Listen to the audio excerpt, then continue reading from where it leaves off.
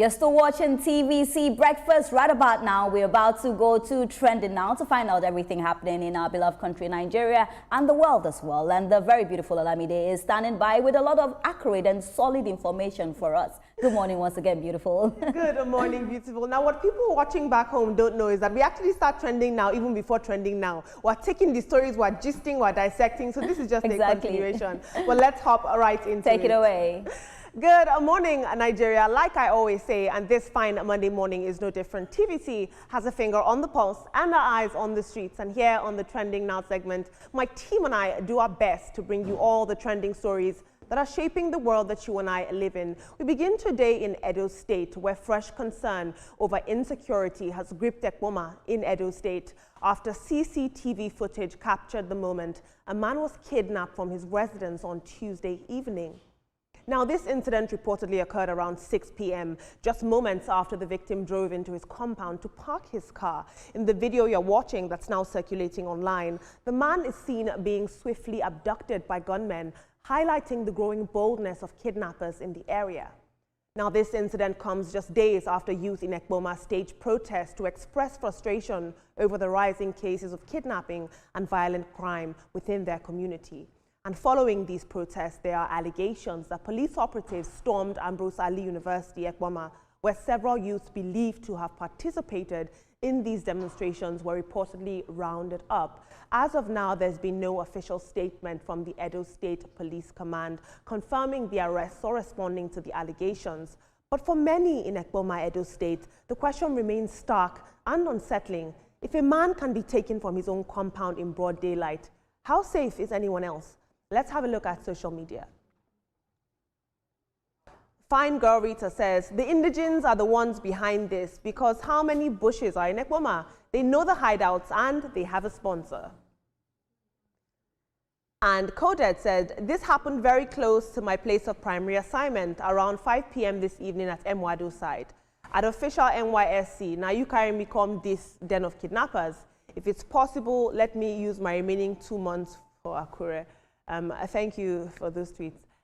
Team, what we're seeing happening in Edo is very troubling, and I couldn't ignore the story because over the weekend the youth protested the rates of kidnapping, and they demonstrated. Some of them were rounded up. But just a little while after that, we saw a man being kidnapped in broad daylight, and yet they're being punished for protesting these kidnaps, where it's clearly a problem. I mean, look, it could have been any of us in that vehicle. Yeah. Mr. Shomi. Yeah, absolutely. If you look at how the whole thing has evolved, there was a protest. People protested about the fact that they felt unsafe in their home community, in their towns, and of course the police decided to crack down on them, fueling suspicion of why would the police move to the campuses and go to the houses of protesters to arrest them.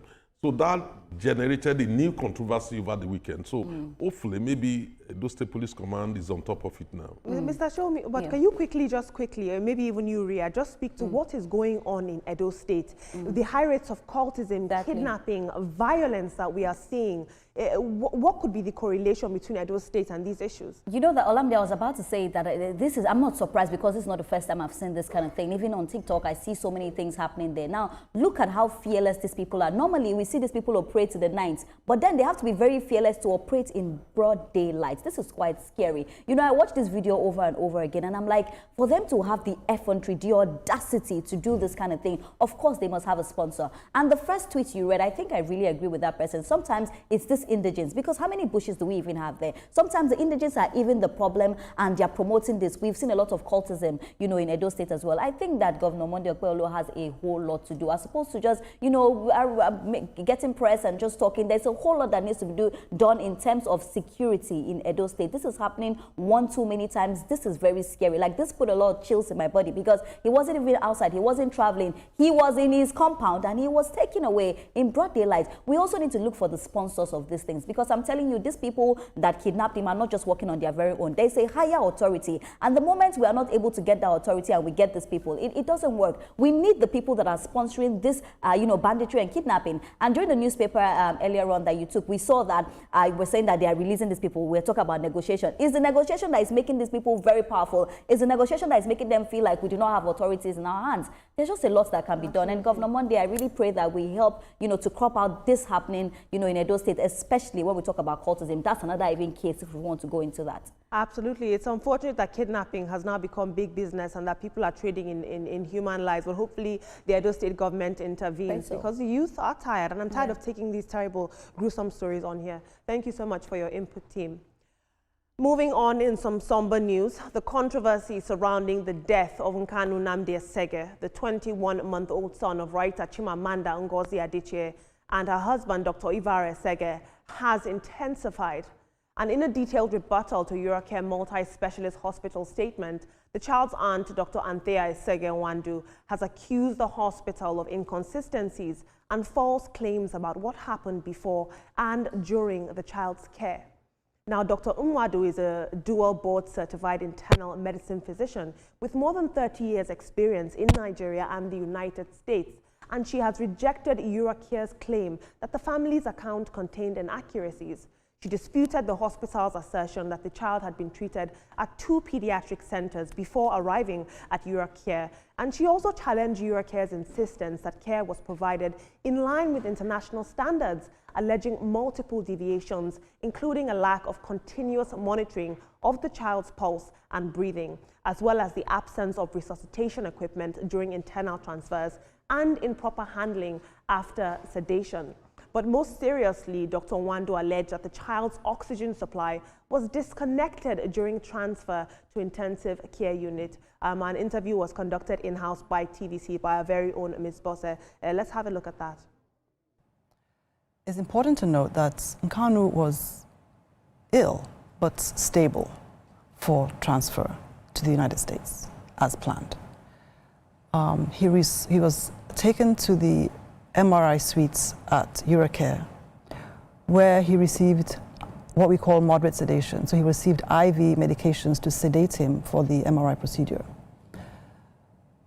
Subsequent to that event, he was transferred by the anesthetist to the procedure room where he was going to have the spinal tap and lumbar and central line placed, off oxygen, unmonitored.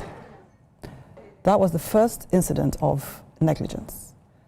For a baby who was unwell, brought in by ambulance from Atlantis on oxygen, standard clinical practice demands that such a baby is monitored continuously. Eurocare has yet to respond to these latest claims, although they did sympathize with the Adichie Esege family earlier on. But these latest claims, they haven't responded. But public scrutiny around this case continues to grow, and it's raising several issues within Nigeria's healthcare system. But let's have a look at social media. This is very sad.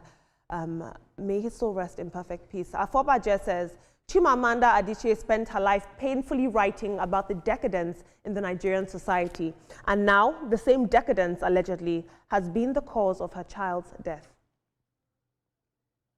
Dr. Barido Badon says, Anthony Joshua had an accident. They put him in the front seat of police Hilux.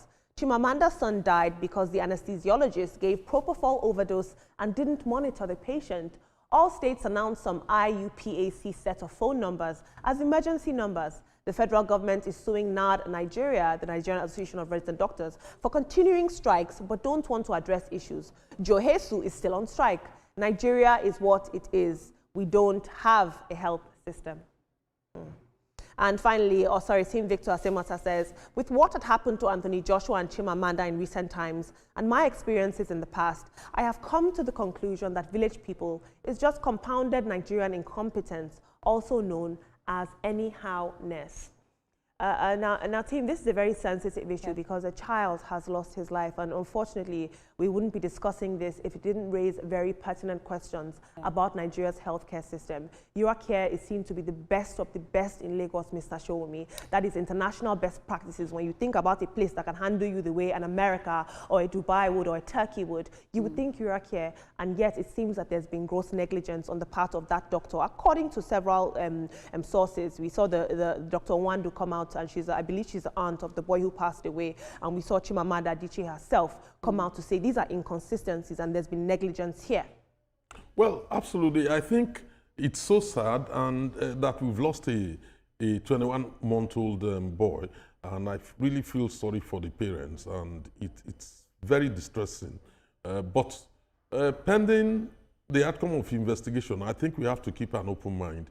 The idea that Eurocare, was negligent or not, these were just mere allegations. They need to be established, and I'm glad it's not only the hospital that is looking into this issue. The Lagos State government is also looking into it. They're investigating it. So we need to make sure that we are fair not only to the parents, but we are also fair to Eurocare in case the cause of death is not linked to the negligence alleged.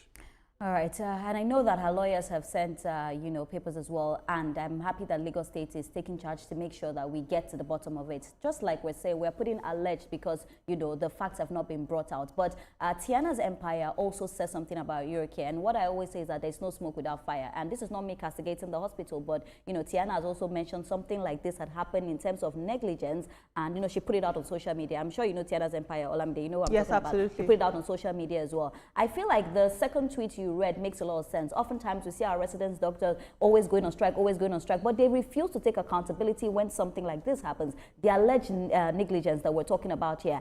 I hope and I pray that they follow through with this particular story. May the little boy rest in peace. It's quite a very, very sad one.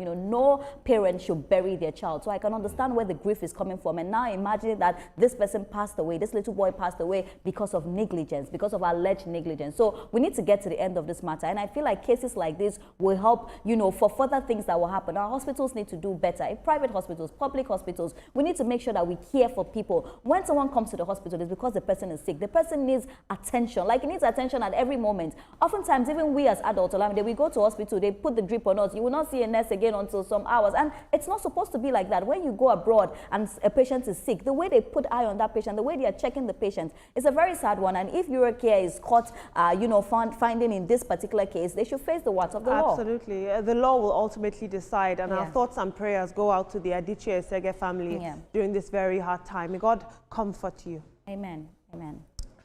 Moving on, in the world of social media, controversy continues to surround popular Nigerian content creator Kata Efe and his former partner Ella. And social media has been buzzing with reactions after Kata Efe spoke about the end of their relationship and the struggles he said that he faced. Now, Kata Efe revealed that he and Ella, also known as Emanuela, have been separated for over a year, and he said that the breakup affected his mental health, his finances, and his access to their daughter, Charis, adding that he didn't see his child for several months during the split. Now, the claims have been met with strong backlash online. One social media accused Kata Efe of violence and questioned why he waited a year before speaking out, warning that more evidence would be released if he did not delete the post. Another user, Jojo of Lele, criticized Kata Efe, accusing him of attempting to blackmail Ella. She claimed Ella protected his image for years. Efe, you waited till after 1 year before coming out to say all this nonsense you're saying because you thought, oh, everybody have deleted their evidence.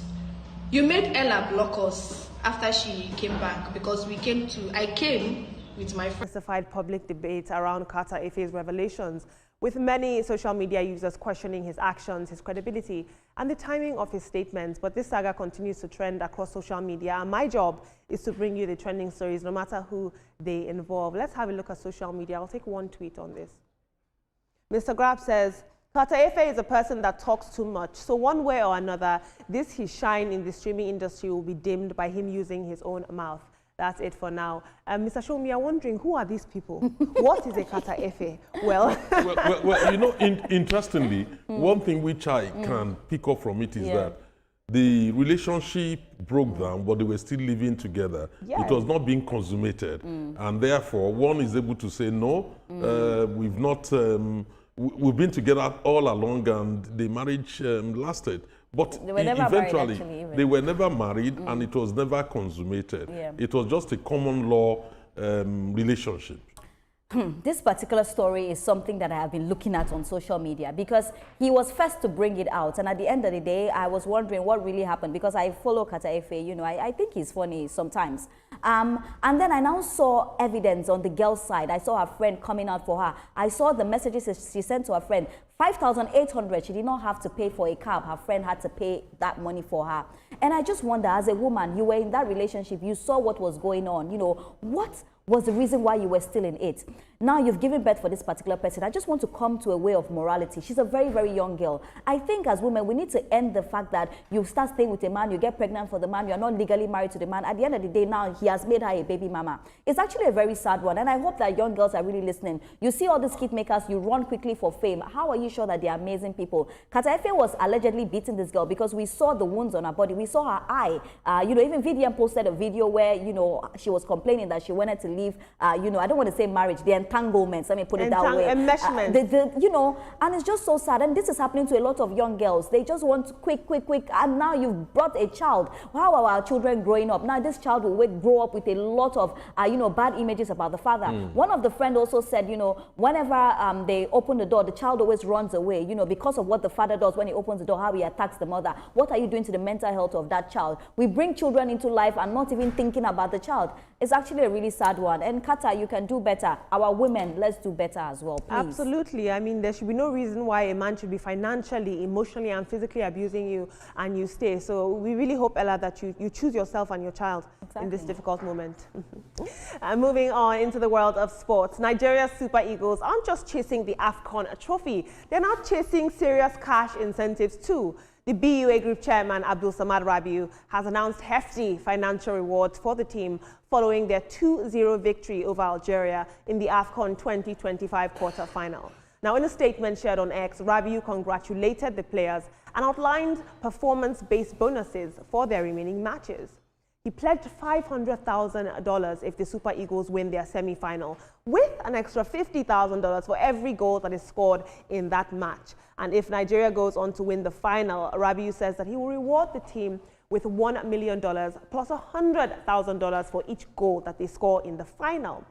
The Super Eagles booked their semi-final spot on Saturday with goals from Victor Osimhen and Akko Adams at the Stade de Marrakech. Next up, Nigeria faces host nation Morocco in the semi-final on Wednesday, January 14th in Rabat, with national pride, silverware, and now millions of dollars on the line. Let's take two tweets.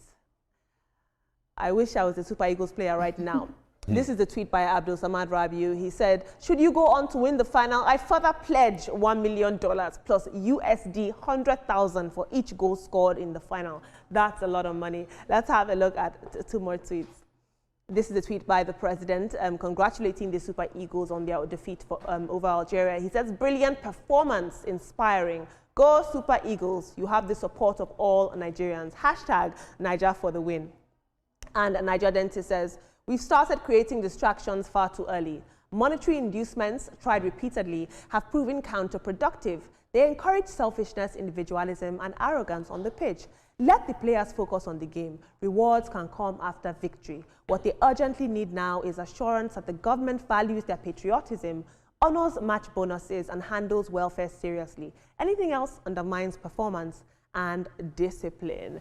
Now, team, this is a lot of money, and some might argue that national pride is priceless, Mr. Shomi. You can't put a price on that. But those are some very, very serious incentives. How bad does Nigeria need this win? Oh, we really need to win it. I mean, honestly speaking, look, you can't imagine that chap, that defender that made that banter, that he would send the Super Eagles down to Sambisa Forest, you know, at the end of the match. Ended up, you know, crying. He broke down because when Osimhen had to knock the ball in right in front of him, and it was helpless. So for me, many people felt so happy and said, yeah. So we are not the one going to Sambisa Forest. Algeria is going to Sambisa Forest. And again, do not forget, you remember in the days of Odiye, when we played against Algeria and we didn't win the Cup of Nations simply because of that. Nigeria scored against Nigeria, and that was when we were playing against Algeria. So it brought a lot of memories into mind to say, yeah, this is our opportunity to build Algeria. We've done it. But now the guys are highly incentivized, you know, looking forward to win the cup for the whole country. we're all looking forward to that. I'm sure that apart from Abu Samadi, there are still so many goodies coming. Dangote is still there, federal government is there, state governments are there. If the guys can bring the cup home, we'll be too happy. All right, so Super Eagles, you know what to do at this point, you know. And talking about Abdul Samad, he's a philanthropist. I'm not surprised. You know, oftentimes he always gives out when something good is done. And this is our Super Eagles. If they are able to do this, in fact, I will give them something as well. I will buy a little pen and give them as a journalist, you know, just so that they can be writing the amount of money they've gotten. But, you know, they should just make us proud. And I feel like, you know, when you give these people incentives, it makes them, it's like a morale boost. So contrary to the tweets that you read, it's not going to put their morale down. They should think, as they are playing, you think about the money you are going to get, you will kick that ball very fast. So we wish them the very best. And I want us to celebrate. Like, we need to win. So all of this should pep you up. Money makes the world go round. Bring it home, boys. And now moving on here on the TVC Breakfast Show, we truly